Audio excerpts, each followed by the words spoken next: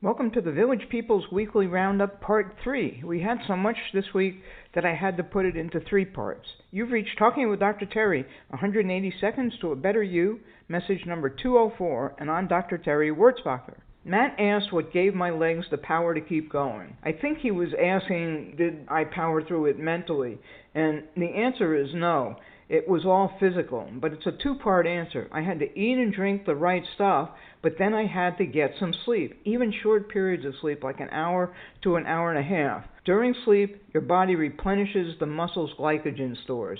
So in the dead leg period, before the last stop preceding the monstrous finish, I had taken plenty of protein and carbs. Chicken, orange juice, and chocolate milk, my staples.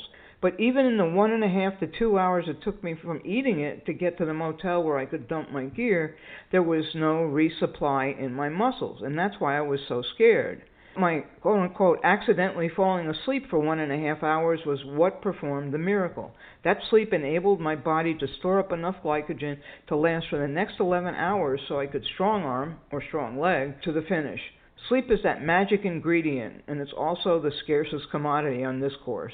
Chad made me laugh. Oh, and I recommend everybody go to FromChad.com and listen to his daily messages. They're amazing, and it's a secret he's been keeping from me all this time.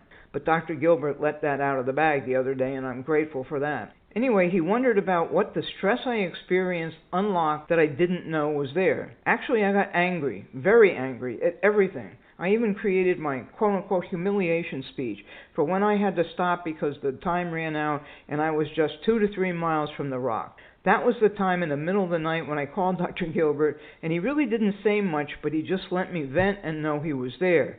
Suddenly I decided I wasn't going to go down without a fight, and I became determined to go harder. That's kind of hard because I already was going pretty hard. There's physical and mental stress, as you all know, and the hardest to deal with is when you're staring them both down like the barrel of a shotgun. April asked how many didn't finish. 129 people started and 37 quit.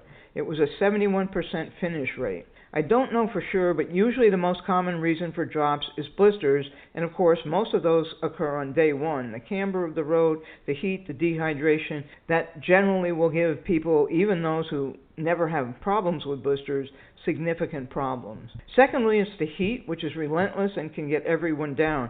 Another reason I think people drop is because they focus on the big picture and don't break it down. Thinking you still have 313 miles to go can really get to you. If you think, oh, I just have to do 16 miles in the next 12 hours, it's a bit more manageable. Although when you're as behind as I was, even that can be daunting.